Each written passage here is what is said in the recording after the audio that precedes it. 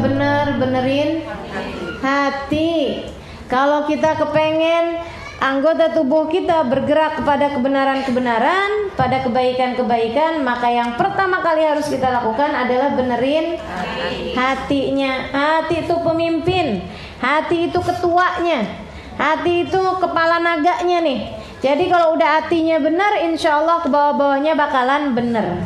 Bahkan sedikit sekalian, gambaran mudahnya, nih hati ini isinya teko. Hati itu adalah isinya teko. Ini badan kita nih kayak ibarat teko nih. Hati ini adalah isinya. Anggota tubuh itu yang dituangkan isinya teko itu. Kalau tekonya itu di dalamnya isinya kopi, kalau kamu masukin ke gelas, yang keluar apaan? Kopi. Nggak ada ceritanya, wah kok bisa ya? Saya padahal masukinnya susu loh ini.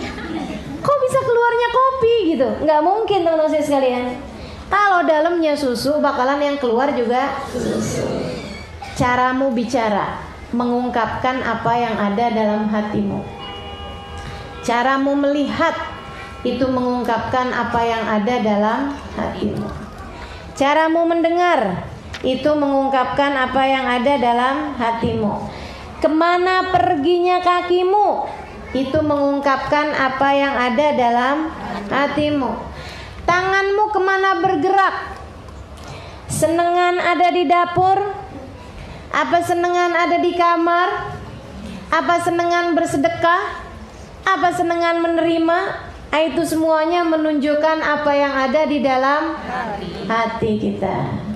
Maka teman-teman sekalian, tangan yang hobinya nyubit sama anaknya, jewer kalau anaknya bandel-bandel, terus dia bilang gitu, nah mamah Nina kayak gini nah, ini kelihatannya doang, dalamnya si hatinya mama tuh baik sama kamu. Nggak tega. Untung anaknya nggak belajar di sini ya.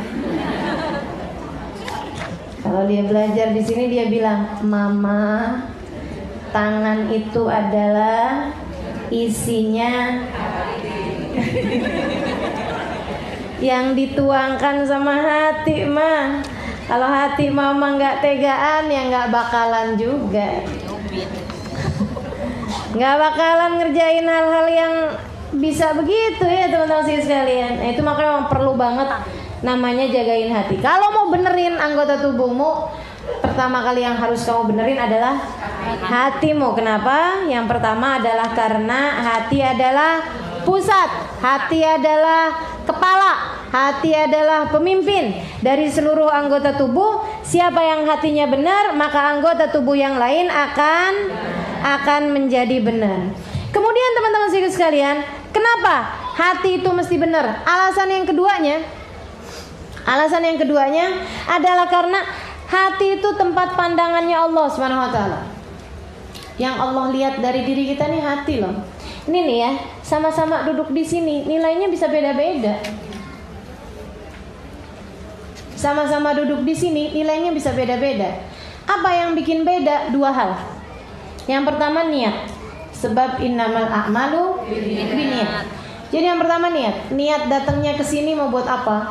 Itu penting. Yang niat datang ke sini mau belajar, pengen dengerin kebaikan, pengen tahu caranya jadi hamba Allah yang lebih soleha, pengen pelajari ilmu agama dan lain sebagainya, gitu ya. Niatnya tentu saja lebih besar pahalanya dibandingkan dengan orang yang niatnya ngindarin suami, ruwet rumah, biar nggak kelihatan anak-anak yang bikin pegel.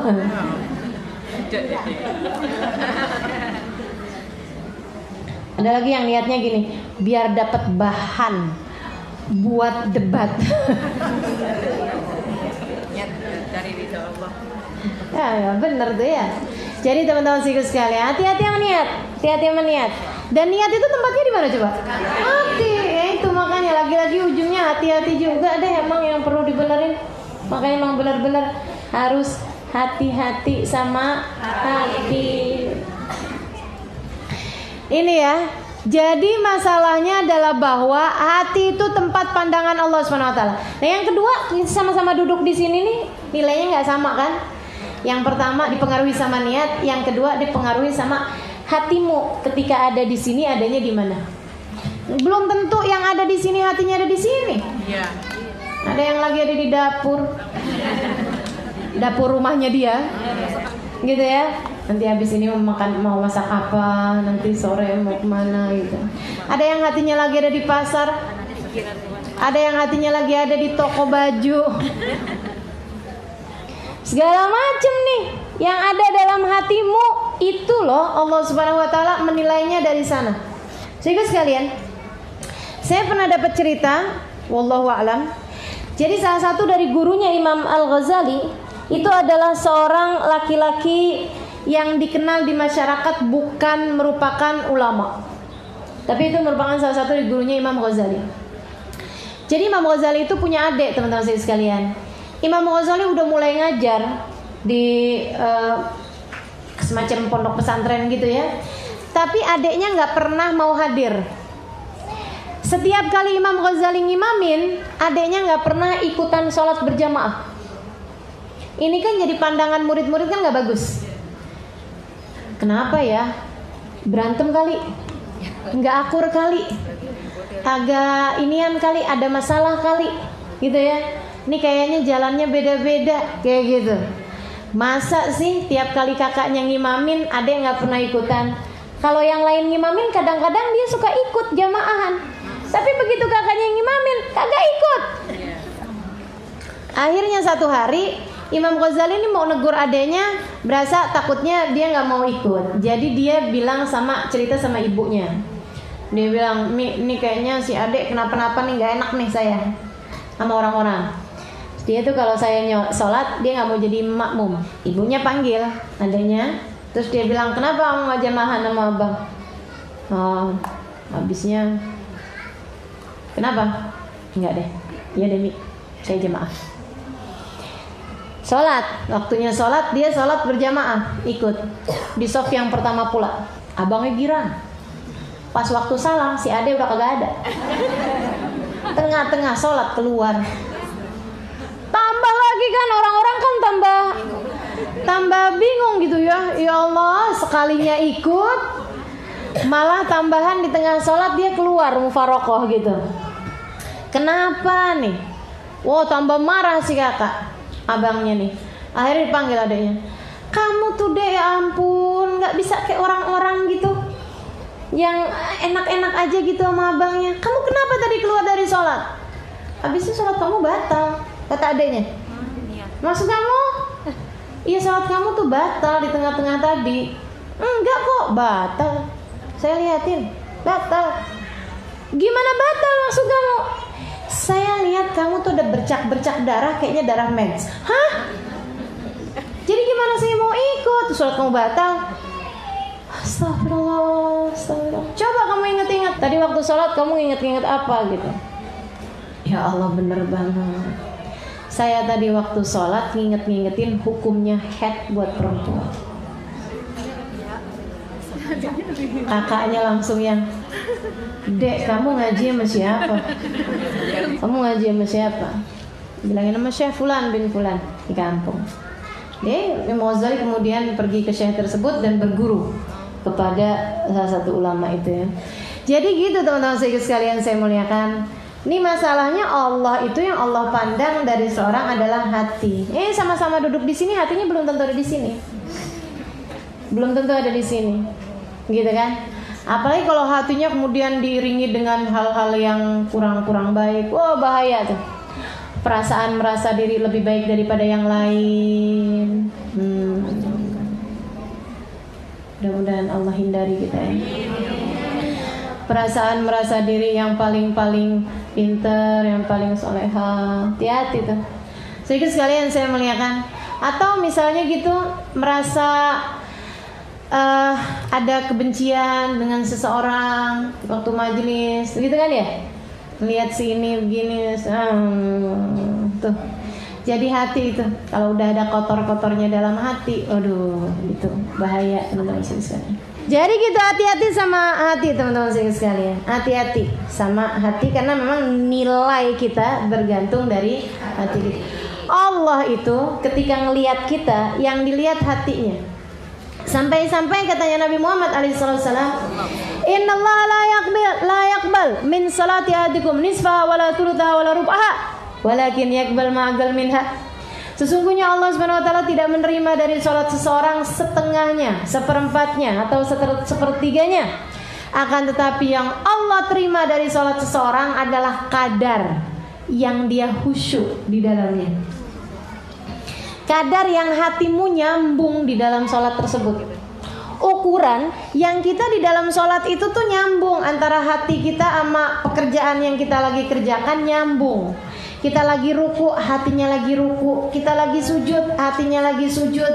Kita lagi baca takbir, hatinya lagi mengagungkan Allah. Kita baca suratul Fatihah, hatinya sedang memaknai Al-Fatihah. Itu yang diterima Allah SWT dari sholat kita. Makanya teman-teman saudaraku sekalian saya muliakan, saya kalau ditanya, Ustaz sholatnya diterima apa enggak? Enggak. Sholat saya Halimah Ali terus. Saya enggak lagi bilang sholat teman-teman. Saya sholatnya. Ustaz yakin enggak sholat Ustaz Halimah Ustaz diterima? Enggak. Jangankan yakin, menurut Ustaz sholat Ustaz diterima apa enggak? Enggak.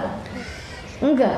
Makanya kenapa saya berusaha untuk selalu mengerjakan sholatnya dengan berjamaah? Karena saya enggak percaya diri. Karena saya nggak percaya diri bahwa sholat saya pantas diterima. Sementara kalau sholat dengan berjamaah, itu insya Allah Nabi Muhammad bilang, seenggaknya kalau nggak ada yang khusyuk sekalipun, Allah bilang ijtama'u li ajli faqabiltu lijtima'ihim. Mereka berkumpul karenaku, maka aku terima sholat tersebut dengan sebab perkumpulan mereka itu. Gitu katanya Nabi Muhammad. Jadi kalau saya ditanya, kenapa Ustazah selalu berusaha untuk sholat berjamaah? Karena saya nggak percaya diri. Saya nggak percaya sholat saya diterima sama Allah. Sholat model kayak begitu kok. Sholat saya masih berantakan bener kok. Baca Fatihah, udah ngerti padahal artinya Fatihah, tapi saya mikirin abis ini saya mau ngajar apaan ya. Halaman berapa ya? Pembahasan tentang apa yang minggu lalu ya? Ya Allah, ya Allah. Tapi kan Ustazah yang Ustazah pikirin bener, tapi kan gak nyambung sama sholatnya. Teman-teman sekalian saya muliakan. Jadi kalau ditanya apakah sholat kita pantas diterima sama Allah, ya belum pantas diterima sama Allah SWT. Makanya kita perlu sholat berjamaah karena itu, kan gitu ya. Nah itu kita duduk di sini, yang Allah lihat hati kita. Kita lagi sedekah, yang Allah lihat hati kita. Yang Allah lihat hati kita. Kamu sedekahmu karena apa? Karena apa niatnya mau sedekah? Pengen biar uangnya berlipat ganda? Kan banyak yang gitu. Sedekah kepengen dapat lebih. Itu lagi gak sedekah, lagi dagang. Kamu gak lagi sedekah, kamu lagi dagang. Lagi pengen ngasih sesuatu biar dapat keuntungan. Kan sama aja. Kamu ngasih, kemudian ngarepnya kan kalau kita jualan kan, kita beli 200, kita jual 250, kan begitu ya? Nah itu 50-nya kan yang kita ambil sebagai keuntungan, kan dagang kayak begitu. Nah kalau kamu sedekah sekarang, kamu sedekah 200.000 dengan ngarepin insya Allah nih Allah balikin nih, gantiin jadi 1 juta, kan begitu? Itu dagang, dan kamu dagangnya jahat banget. Kamu kalau dagang sama orang lain aja 200 minta dijualnya 250. Kamu dagang sama Allah 200 dan kemudian kamu minta baliknya 1 juta. Dan kemudian kamu menganggap bahwa kamu sudah beribadah secara ikhlas. Ikhlas dari mana? Teman-teman saudaraku sekalian saya muliakan, hatimu ada di mana ketika kamu melakukan segala sesuatu yang kamu lakukan. Itu penting banget teman-teman saudaraku sekalian. Penting banget. Benerin hati. Kalau hati bener, anggota tubuh yang lain bakalan bener. Karena hati adalah isinya teko, sementara yang dituang-tuangkan adalah apa yang dikerjakan oleh anggota tubuh kita. Bagus dalamnya, bagus yang dikeluarin. Rusak yang dikeluarin, maka yang di dalamnya pastilah sama juga rusaknya. Kemudian yang kedua, kenapa kita perlu benerin hati? Karena hati pusat pandangan Allah. Apapun yang kamu lakukan, Allah tetap ngelihat hatinya juga. Allah tetap ngelihat hatinya juga. Waktu ada dibilang sama para ulama, ibadah itu belum tentu diterima sama Allah Subhanahu wa taala, liatin ibadahnya iblis. Iblis itu beribadah 70.000 tahun teman-teman sekalian. sebelum diturunkan ke atas muka bumi, itu iblis beribadah 70.000 tahun. Saudaraku sekalian saya muliakan. Gara-gara maksiat satu Allah turunkan, Allah usir di atas muka bumi ini. Katanya para ulama, bukan begitu masalahnya. Tapi masalahnya ada pada iblis itu waktu ibadah 70 tahun, yang ibadah hanya anggota tubuhnya, hatinya tidak. Hatinya tidak diibadahin. Artinya gimana? Hatinya dibiarkan punya sombong, hatinya dibiarkan punya perasaan ujub, bangga sama diri sendiri. Hatinya dibiarin. Dan itu yang kemudian bikin iblis, Allah Subhanahu wa taala mau tunjukkan hakikatnya si iblis dengan dikasih saingan. Kan gitu ya? Ada nih, Allah ciptakan bangsa bukan dari malaikat, tapi bangsa manusia. Tapi biar kata dia bukan dari kelompok malaikat yang dari cahaya, iblis ini kan dia dari api. Api itu teman-teman saudara sekalian bercahaya tapi membakar. Api kan? Bercahaya apa enggak? Tapi membakar. Nah, iblis ini ngerasa malaikat lebih bagus daripada dia, karena malaikat terdiri dari cahaya. Cahaya menerangi tanpa membakar. Itu cahaya, menerangi tanpa membakar. Teman-teman sekalian, ketika kemudian diciptakan manusia dari apa? Dari tanah. Iblis kemudian ngerasa gitu kan, tanah, kita injek-injek, saya lebih bagus daripada dia. Kelihatanlah hakikatnya, aslinya kelihatan. Jadi ibu-ibu, teman-teman sekalian, hati-hati. Kalau di saat kamu berjumpa dengan teman-teman sesama majelis, kita ngerasanya, saya nih yang paling gak solehah kayaknya, saya paling bodoh kayaknya. Soalnya ini kan yang lain-lain ada yang ngajinya udah 5 tahun, ada yang bahkan dari sudah 5 baru pertama kali ngajar di sini udah mulai ngaji. Saya yang paling bodoh, saya yang paling nggak soleha gitu ya, apalagi mengingat masa lalu saya begini begitu segala macam. Tapi giliran ketemu sama teman-temannya yang masih belum pada pakai jilbab, ngerasanya saya yang paling soleh, saya yang paling soleha, saya yang paling berilmu. Tuh orang, ya Allah, bajunya ampun, neraka kayaknya tangan. Ini nih yang katanya malaikat gemes lihat dia nih model kayak begini nih. Astagfirullah. Kamu nggak beda sama siapa tadi yang saya ceritain? Iblis ketika tandingannya sama malaikat, dia bilang malaikat yang paling hebat. Saya nggak ada apa-apanya. Mereka diciptakan dari cahaya, saya diciptakan dari api.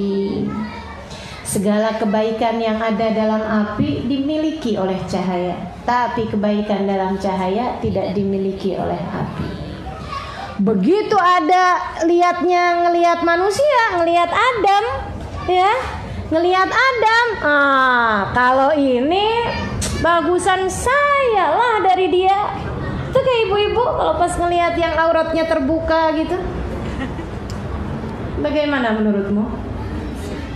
Kita masih suka gitu kan? Kita masih suka gitu kan, teman-teman saudara sekalian? Ketika ngelihat orang lain yang misalnya gitu, auratnya terbuka, sholatnya belum rapi, ibadahnya belum jelas, kita kemudian merasa bahwa saya lebih bagus daripada dia. Secara takwanya, kita langsung berasa bahwa surga diperuntukkan buat kita dan buat mereka adalah neraka. Hati-hati sama perasaan begituan, teman-teman sekalian. Itu hati, dan hati-hati, Allah melihat hatimu. Allah melihat hatimu. Ini si iblis nih. Iblis itu ngerjain taat dengan anggota tubuhnya, tapi durhaka dengan hatinya kepada Allah. Iblis lupa bahwasanya yang menciptakan Adam adalah Allah. Maka jangan pernah lupa bahwa orang-orang tetanggamu, teman-temanmu yang belum pakai jilbab, yang auratnya kelihatan kemana-mana, yang sholatnya belum rapi, mereka adalah hambanya Allah. Hambanya Allah. Nggak usah ngeliatin keadaan mereka sekarang, tapi semuanya sama-sama hambanya Allah. Dan sebagaimana semua hamba-hambanya Allah jalanin hidup di dunia ini, semuanya masih jalanin ujian, teman-teman sekalian. Hasil ujiannya belum jelas. Nanti kalau hasil ujianmu udah jelas, silahkan kamu berbangga dengan dirimu. Kalau kamu ternyata selamat dan kemudian mereka nggak selamat, baru silakan bilang saya lebih baik daripada kamu. Kapan itu? Tar kalau kamu bisa lewat Shirathul Mustaqim dengan selamat. Tar kalau kamu ternyata bisa masuk surga, bahkan boleh memilih dari pintu surga manapun yang kamu inginkan. Entar kalau tangan Nabi Muhammad terulur kepadamu dan kemudian berkata kamu adalah umatku. Entar kalau kamu dengar Allah Subhanahu wa taala berkata, aku telah ridha kepadamu, maka silahkan masuk ke dalam surgaku. Pada saat itulah silahkan menongakkan kepalamu, baik daripada kalian. Tapi sekarang selagi di dunia, teman-teman saudaraku sekalian, bahkan manusia yang paling bejat kamu lihat di atas muka bumi dalam pandanganmu, bisa jadi ia adalah calon kekasih Allah Subhanahu wa taala pada nantinya. Maka terhadap penjahat paling bejat sekalipun, pandanglah mereka dengan cara pandangnya Allah Subhanahu wa taala. Siapa yang pernah jamin kita bakalan selamat? Gak ada. Gak ada. Si iblis ibadah dengan anggota tubuhnya 70.000 tahun, teman-teman sekalian.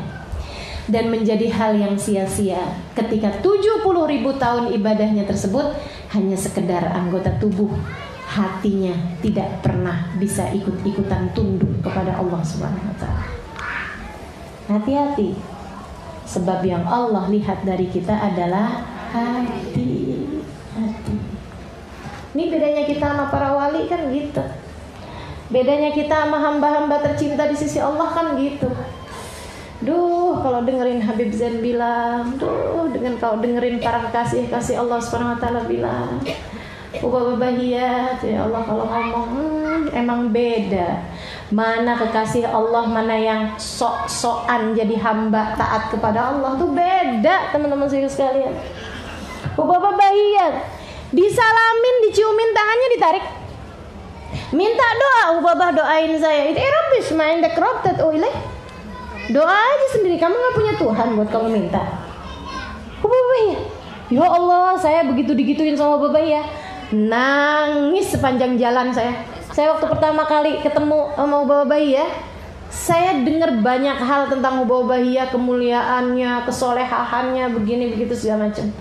Saya ketemu sama beliau, saya masuk ke rumahnya Ubah Nur. Hari pertama saya datang ke Tarim sesudah saya pulang Indonesia.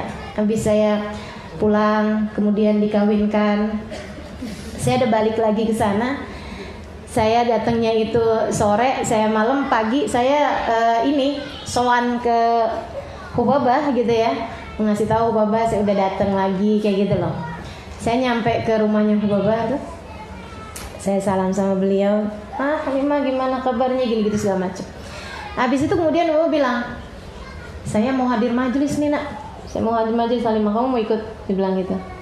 Saya bilang, saya ke gimana menurut Hubabah, saya Darul Zahra aja apa? Ya udah nggak apa-apa. Dia bilang kamu pulang aja ke Darul Zahra. Terus Hubabah bilang gini, oh iya, saya belum cerita sama kamu. Saya juga baru pulang dari Oman dan saya bawa mutiaranya Oman. Ini Hubabah Nur, perempuan sangat solehah, bahkan kalau saya bilang salah satu dari perempuan paling solehah yang pernah saya temui.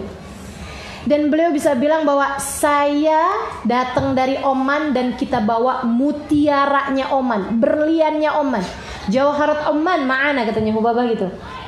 Saya bilang maksudnya Hubabah Bahiyah ma'ana, Halimah Hubabah Bahiyah ma'ana. Itu sambil girangnya Hubabah kayak apa? Hubabah Bahiyah sekarang lagi sama kita nih, Halimah Hubabah Bahiyah datang nih, ada di sini sekarang. Saya jadi ikut-ikutan berbinar-binar mata saya. Orang yang sama guru saya dimuliakannya kayak begitu, seseorang yang guru saya sebagai mutiara paling berkilau, permata paling berkilau, bisa berkata bahwa ini adalah mutiara yang paling berkilau, kita bawa. Gimana nggak saya jadi yang ketemu kayak orang mau ketemu sama idolanya gitu ya. Nih ibu-ibu mengidolakan siapa sih? Enggak siapa gitu. Adik-adik tuh loh mengidolakan artis Korea kayak gitu-gitu kan ya. Itu kan kalau pas mau ketemu kan belum ada yang deg-degan, ada yang wah teriak-teriak kan gitu ya. Ibu-ibu ketemu saya biasa aja nggak ada yang teriak. Oh biasa teriak juga. Ya, jangan ya. Jadi saya udah apa sih namanya, berbinar-binar mata saya, hati saya berbunga-bunga, apalah bahasanya, karena mau ketemu sama seorang yang sangat saya kagumi. Dan bukan kali pertama saya dengar tentang Hubabah Nur. Semua tentang Hubabah Bahiyah dari Hubabah Nur saya sering dengar dari Habib Umar, bahkan dari Hubabah Nur, bahkan dari semua orang-orang Oman selalu ceritanya tentang Hubabah Bahiyah. Enggak ada yang enggak bagus. Semua keindahan, semua kesolehan, semua kemuliaan, semua deh gitu. Doa mustajab ini apa semua ada pada Hubabah Bahiyah. Bahkan saya pernah dengar Habib Abdul Qadir bin Ahmad bilang, ma fis fid dunya mithal Bahiyah. Enggak ada di dunia ini perempuan kayak Bahiyah. Gimana saya enggak deg-degan mau ketemu sama beliau? Kata Hubabah Bahiyah, kamu mau ketemu? Iyalah. Gitu kan. Yes please gitu ya. Iya Hubabah, di mana Hubabah Bahiyah, saya bilang. Kata Hubabah Nur, tuh di mobil kayaknya udah nungguin, kita udah mau berangkat katanya gitu. Saya pun dengan nian gitu kan datang ke mobil. Saya buka pintu mobil, saya raih tangannya Hubabah Bahiyah, saya bilang, Hubabah, sami'ti anki kathir.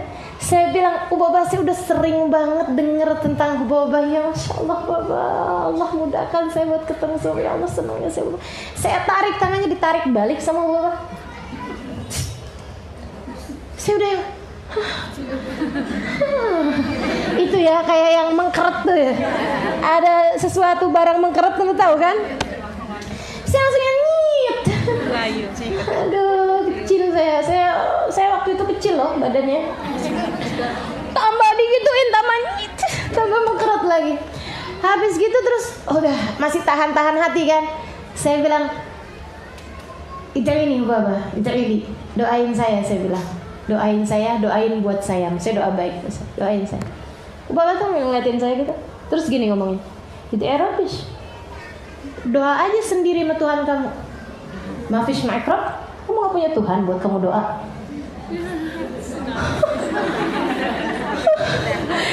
Saya tahan, ya Allah, itu saya pelan-pelan saya tutup pintunya Hubabah Bahiyah. Saya nangis sepanjang jalan pulang ke Daruzahra. Sampai itu banjir cadar saya ini, saya tuh udah bisa diperes barangkali itu. Dari banyaknya air mata udah saya nggak tahan. Di sepanjang jalan tuh saya nangis yang udah habis-habisan. Saya tuh mikir, ya Allah Hubabah yang lihat saya apaan, anjing nih kayaknya nih saya dilihatnya mau Hubabah nih. Ya Allah Hubabah ngeliat saya apaan nih, emang saya kayak gini orangnya. Emang dosa kamu tuh emang kayak gitu Alimah, emang kerjaan kamu tuh malah sudah. Sepanjang jalan saya mengutuk diri saya jelek-jelekin diri saya yang emang aslinya juga jelek. Luar biasa itu ya. Sampai ke kamar. Begitu nyampe di kamar saya di dar gitu. Saya tinggalnya dulu sekamar berdua aja. Ya, bukan berarti pondoknya gede, santrinya sedikit. Cuman saya udah jadi ustadzah waktu itu. Saya udah ngajar dari zaman Tea ya. Saya ngajar dari umur saya belum 20 tahun sampai sekarang. Jadi saya hobi ngajar. Jadi ya biarinlah kayak gitu.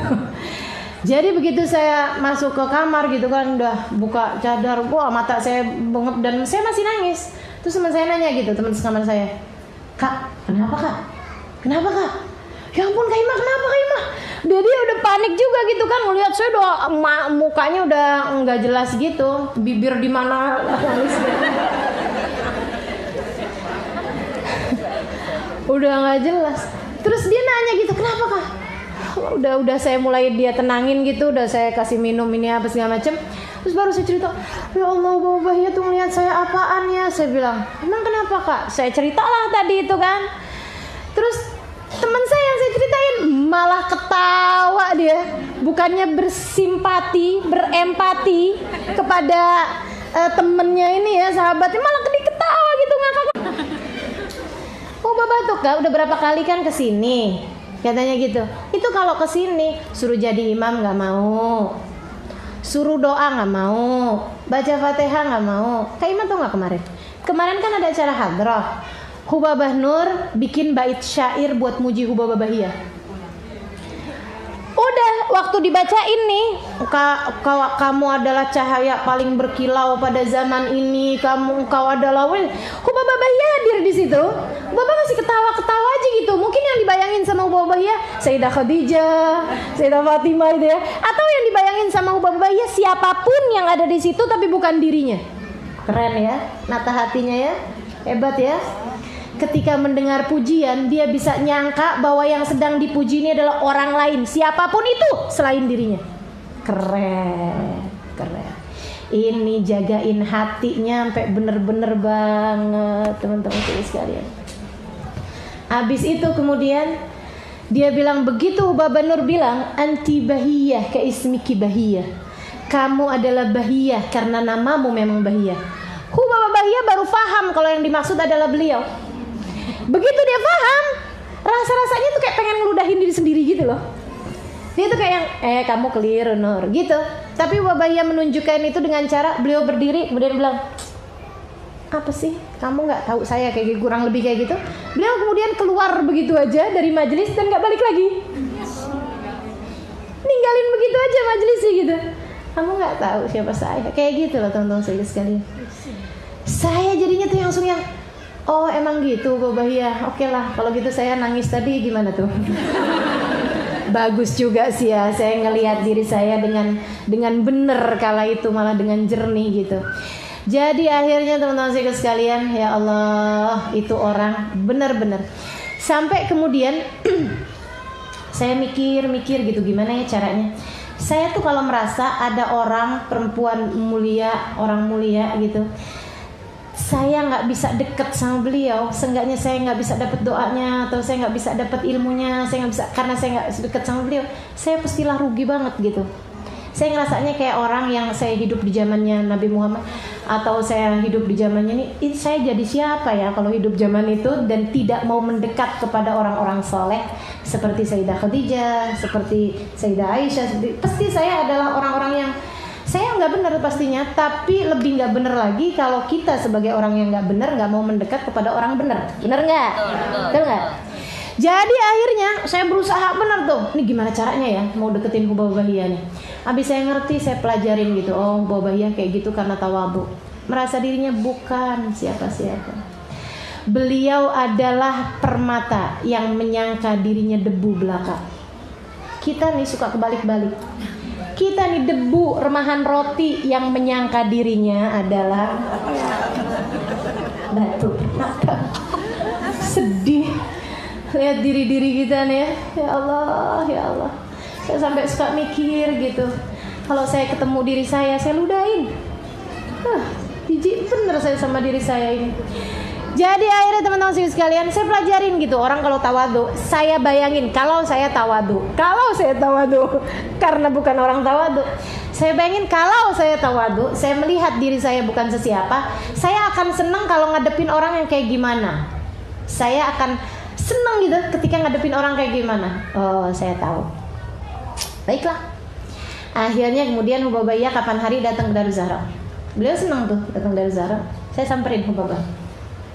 Saya bilang, Hubabah, semoga Allah ampunin semua dosa Hubabah. Gaya nggak? Gaya nggak saya? Pokoknya udah urusan gaya-gayaan nih saya nomor 1. Pokoknya gaya dulu aja gitu kan. Urusannya yang belakangan. Siapa orangnya coba bisa doain Hubabah kayak gitu? Bisa percaya diri buat nyamperin Hubabah Bahiyah yang orang semuanya nganggepnya beliau seperti apa, dan saya tiba-tiba gitu kecil, kurus, datang gitu ya, deketin Hubabah, terus saya bilang, Hubabah, semoga Allah ampunin dosa Hubabah. Iya. Itu kalau teman-teman saya yang lain pada dengar gitu, kurang ajar nih orang, songong bener nih anak. Dia kira Hubabah Bahiyah ada dosanya gitu. Ya ampun, dia nggak lihat dirinya apa. Saya terus-terusin aja, semoga Allah tutupin aib-aib Hubabah. Padahal aib apaan coba? Semoga Allah bukakan pintu kebaikan buat Hubabah. Semoga Allah selalu pandang Hubabah dengan pandangan kasih sayangnya. Semoga Allah semakin cinta sama Hubabah. Nabi Muhammad melihatmu Hubabah dengan pandangan penuh kasih sayang begini gitu. Itu Hubabah ya dari yang pertama kali saya. Semoga Allah ampunin dosa Hubabah. Hubabah langsung gini. Siapa nih gitu? Siapa gitu orangnya gitu ya? Bisa doain beliau gitu. Maksudnya kan dia ngelihat dirinya kan bukan siapa kan? Coba gitu. Ya Allah nih orang baik banget mau doain saya gitu kali ya.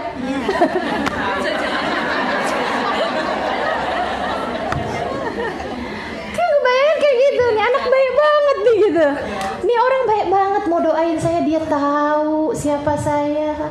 Dia tahu seperti apa dosa-dosa saya. Dia tahu seperti apa aib-aib saya. Kan gitu teman-teman saya sekalian. Ya Allah. Terus akhirnya dia bilang gini, "Oh Inci kamu?" Kata Bapak gitu. Dan kamu juga. Semoga Allah ampuni dosa kamu. Saya amin. Yes. Semoga Allah tutupi dosa aib-aib kamu. Yes. So yes. Udah tuh ya Allah, hati saya berbunga-bunga. Habis itu gini. Kamu namanya siapa? Ya. Halimah, saya Halimah Ali terus.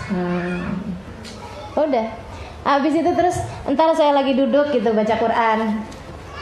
Pura-puranya. Enggak ding.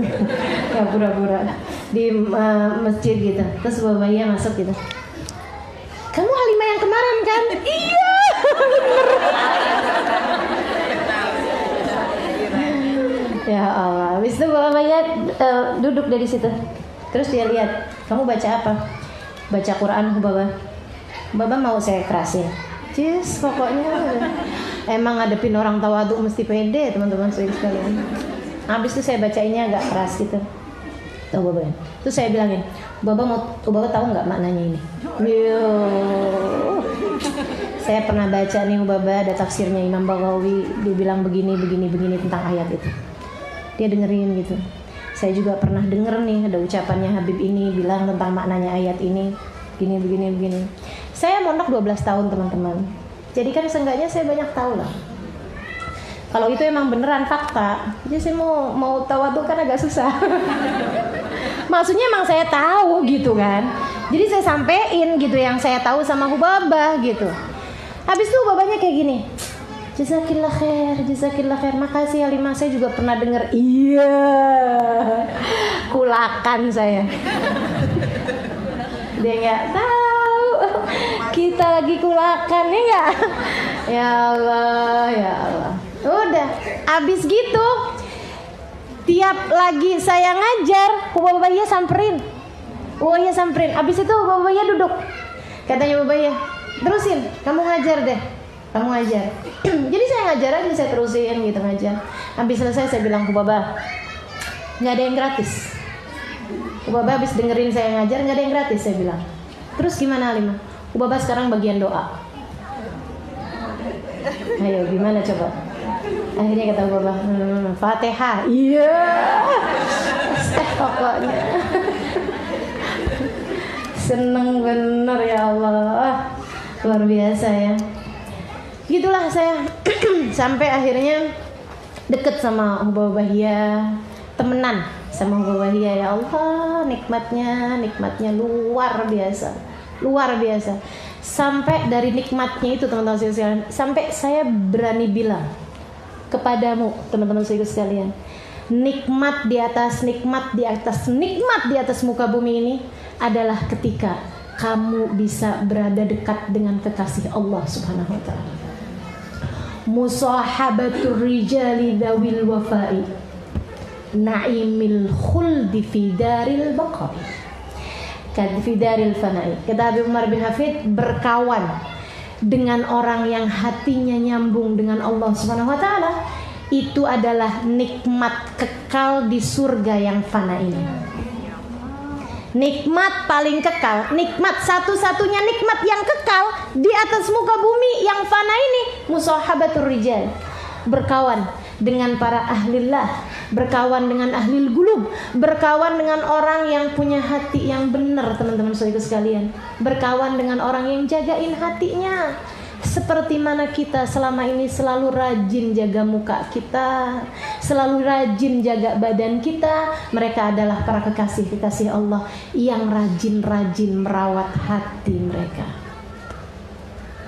Tidak dibiarkannya kesombongan masuk, gak dibiarkannya ujub masuk, gak dibiarkannya semua bisikan-bisikan setan masuk dalam diri-diri mereka. Kekasih Allah Subhanahu wa ta'ala, para penjaga hati mereka. Kita gimana jagain hati ini? Masih kayak gini-gini aja nih. Allah ya mughallibal qulub tsabbit qalbi ala dinik. Atau yang kita doa setiap ini nih, setiap kita ngaji di sini, qad ista'antuka rabbi ala mudawati qalbi wa hali 'uqda takarbi unzur ila ya Allah, saya benar-benar udah minta tolong kepadamu ya Allah, kata Imamul Haddad dalam qasidah yang teman-teman baca tadi. Sebelum mengaji tuh kita baca tuh ya. Qad ista'antuka rabbi, ya Allah aku sungguh-sungguh minta tolong kepadamu. Apa yang kamu minta? Ala mudawati qalbi, ya Allah benerin hati saya, obatin hati saya Allah, sehatin hati saya. Dari ujubnya, dari sombongnya, dari riyanya, dari hasutnya, dari bugednya, dari kesedihan yang tidak karenamu, dari keraguan-raguan terhadapmu, dari kecintaan terhadap dunia, dari penyakit hati banyak bener nih. Qad ista'antuka rabbi ala mudawati qalbi. Hatimu teman-teman saya sekalian, alaihil madar. Semua urusan bersumber di sana. Semua urusan bersumber di sana. Maka jaga hati, jaga hati. Pertama, karena dia adalah pemimpin yang ditaati. Apabila dia benar-benar semua anggota tubuh. Yang kedua, karena dia adalah pusat pandangan Allah. Allah nggak melihat zahir ibadah kita. Allah nggak melihat zahir fisik kita lagi ada di mana. Akan tapi yang Allah lihat adalah hatimu sedang berada di manakah pada saat ini. Sungguh teman-teman sekalian, yang di atas muka bumi ini pada saat ini hatinya lagi nyambung kepada Nabi Muhammad, lagi baca sholawat penuh cinta kepada Nabi. Ini di atas muka bumi ini jangan dikira kagak ada, banyak bener. Ada orang yang lagi baca maulid sambil senang-senang rindu menabi, ya enggak? Mungkin dia ada di Madura, mungkin dia ada di Yaman, lagi ada baca sholawatan, mungkin dia ada di Malang, mungkin dia lagi ada di mana, yang lagi senang-senang hatinya berbunga-bunga mengingat-ingat Nabi. Ada yang lagi baca kitab sejarahnya Nabi, ada yang lagi baca buku yang orang tulis tentang Nabi dengan linangan air mata, ada yang lagi baca puisi, ada yang lagi nulis puisi tentang Nabi Muhammad, kerinduannya. Ada nggak kira-kira di jam ini? Ada. Para pecinta selalu menghadiahkan rasa-rasa cinta. Dan mereka di bumi manapun sedang berada pada saat ini lebih dekat kepada Nabi Muhammad daripada yang sedang ada di depan makamnya Nabi Muhammad. Akan tapi hati mereka tidak bersambung kepada Nabi Muhammad, karena Allah melihat hati. Maka yang lagi ada di sini tapi hatinya lagi mengingat Allah, lagi mengingat betapa busuknya hatinya, betapa inginnya dia untuk menjadi hamba Allah yang soleha, betapa tidak berharganya dirinya sesungguhnya. Akan tapi Allah masih begitu baik menghadirkan kita lagi dan lagi bersama dengan orang-orang baik di majelis-majelis yang mulia seperti ini. Dia sedang dekat dengan Allah Subhanahu wa ta'ala. Terkadang bahkan yang dibandingkan dengan orang yang sedang berada di pelataran Ka'bah sekalipun. Karena masalah, segala masalah adanya pada hati. Maka teman-teman saudara sekalian, saya hatimu, terus-terusan diingat-ingat lagi ada di mana nih, lagi ada di mana nih. Hal ketiga, kenapa kita perlu jaga hati? Ya, hal terakhir, dah biar nggak banyak-banyak. Hal terakhir kenapa kita perlu jaga hati kita adalah karena Hati itu tempat kita nyimpen yang bagus-bagus. Segala yang bagus-bagus itu ladanya di hati, teman-teman sekalian. Yang hal terindah yang Allah berikan kepada seorang manusia namanya iman. Betul nggak? Hal terindah, hal terbaik, hal termulia yang Allah Subhanahu wa taala berikan kepada manusia adalah iman. Tanpa itu dia nggak punya kebaikan. Meski apapun kebaikan yang dia lakukan, itu adalah sumber segala kebaikan. Namanya iman. Orang, mohon maaf, orang kalau nggak menyembah Allah Subhanahu wa taala, nggak beribadah kepada Allah Subhanahu wa taala, nggak nyembah Allah, mau dia sedekah sebanyak apapun kan nggak diterima. Iya kan begitu ya? Maka kebaikan tertinggi, termulia yang Allah Subhanahu wa taala berikan kepada manusia namanya iman. Dan itu tempatnya di mana?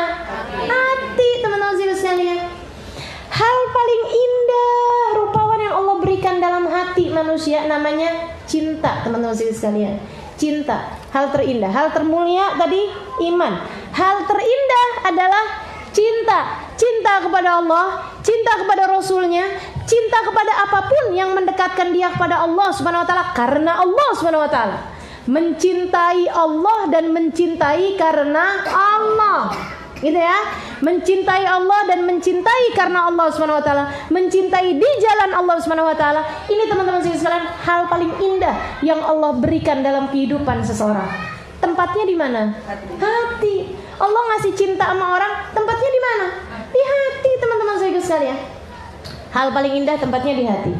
Hal paling paling rahasia.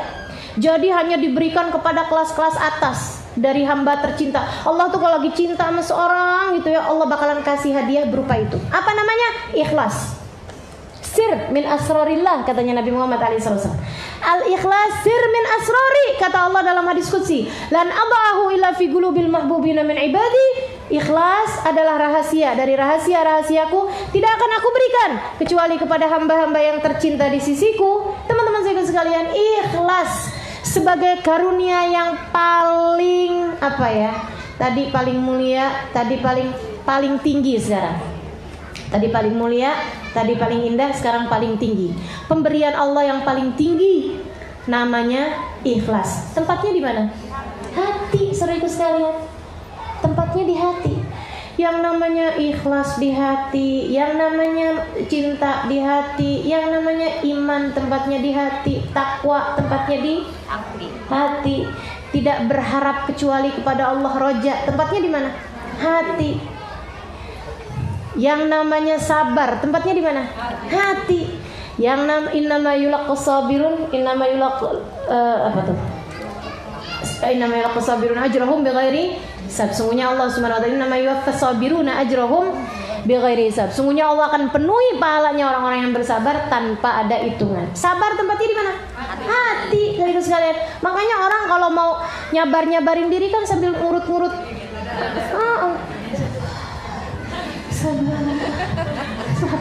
Karena dia tahu bahwa yang namanya sabar tuh tempatnya bukan di luar ya, bahkan bukan di akal. Nggak ada, saya nggak pernah dengar sabar, nggak.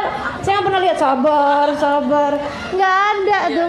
Jadi sekarang pasti tempatnya itu orang tempatnya di hati gitu. Sabar tempatnya di hati, syukur tempatnya di mana? Semua kebaikan, bahkan ilmu tempatnya di mana?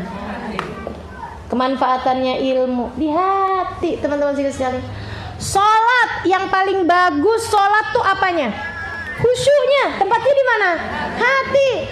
Sedekah yang paling bagus apanya? Ikhlasnya, tempatnya di mana? Hati. Teman-teman sekalian saya muliakan. Apapun dari kebaikan-kebaikan tuh Allah taruh tempatnya di hati. Hati adalah simpenan tempat segala kebaikan-kebaikan. Itu wadah benar-benar bagus banget. Sampai Allah tuh kalau mau naruh perkara-perkara yang bagus, naruhnya di hati. Bukankah sangat penting buat dijagain? Tapi ada banyak dari kita nih teman-teman sekalian, suka malah naruhin di hati sampah-sampah. Omongannya orang yang gak enak 10 tahun yang lalu disimpan jadi hati. Kebencian sama orang dari berapa tahun yang lalu, disimpan aja di hati. Suami, sama suami, orang yang dia sangat-sangat sayangi, teman-teman sekalian. Kalau suaminya ngomong yang enak-enak, belum tentu dia ingat-ingat. Pujian-pujian suami belum tentu dia ingat. Tapi begitu suaminya ngomong yang gak enak, jadi ahli sejarah.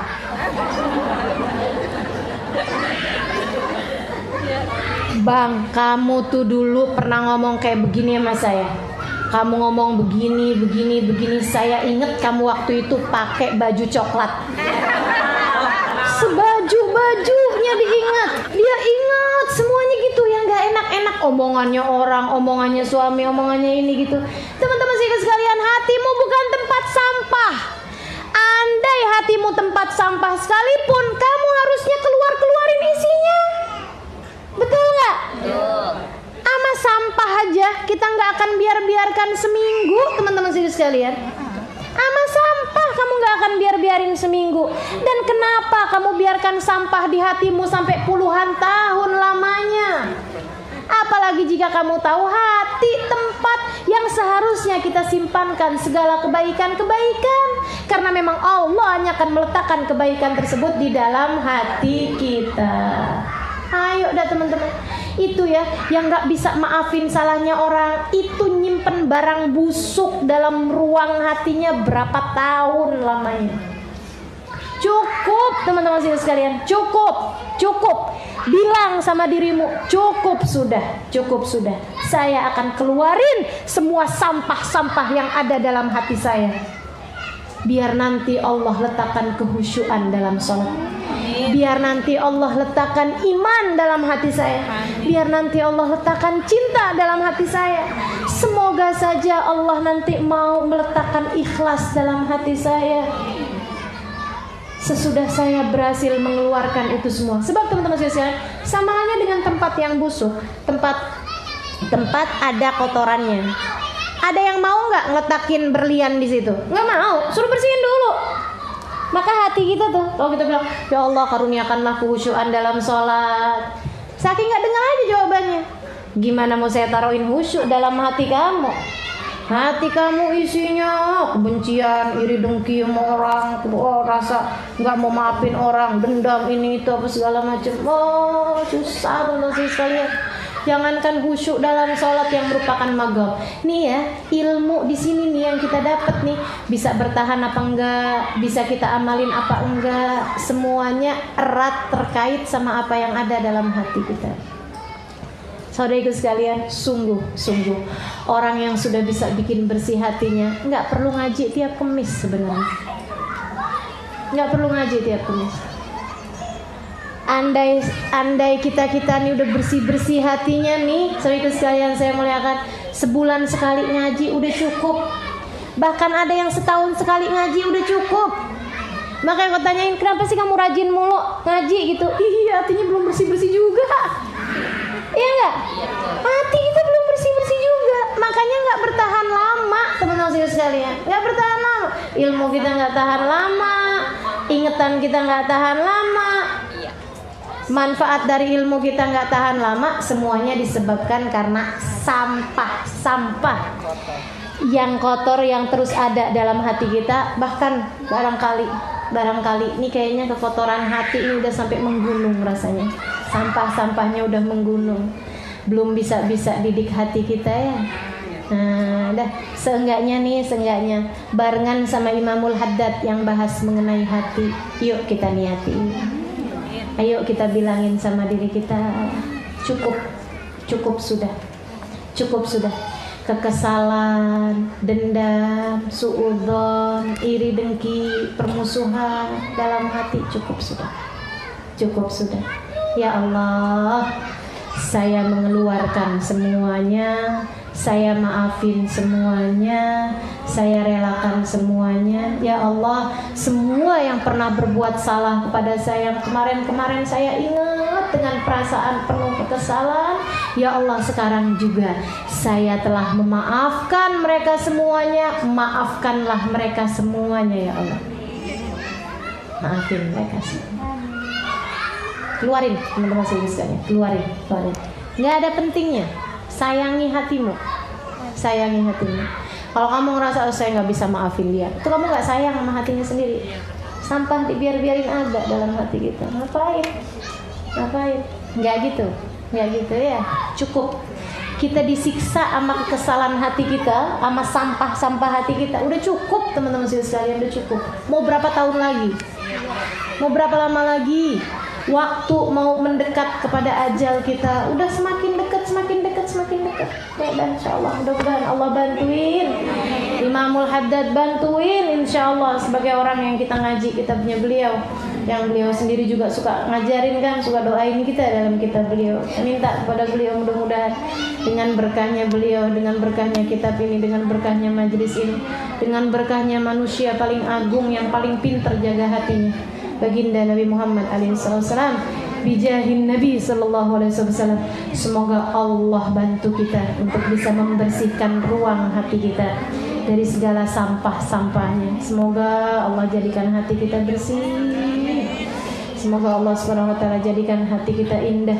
Semoga Allah Subhanahu wa taala jadikan hati kita hati yang bebas dari segala sampah-sampahnya, dari segala penyakit-penyakitnya insyaallah. Qad ista'antuka rabbi ala mudawati qalbi wa halli uqdata karbi fanzur ila al-ghammi yanjalu ila hadratin nabi. Al-Fatihah.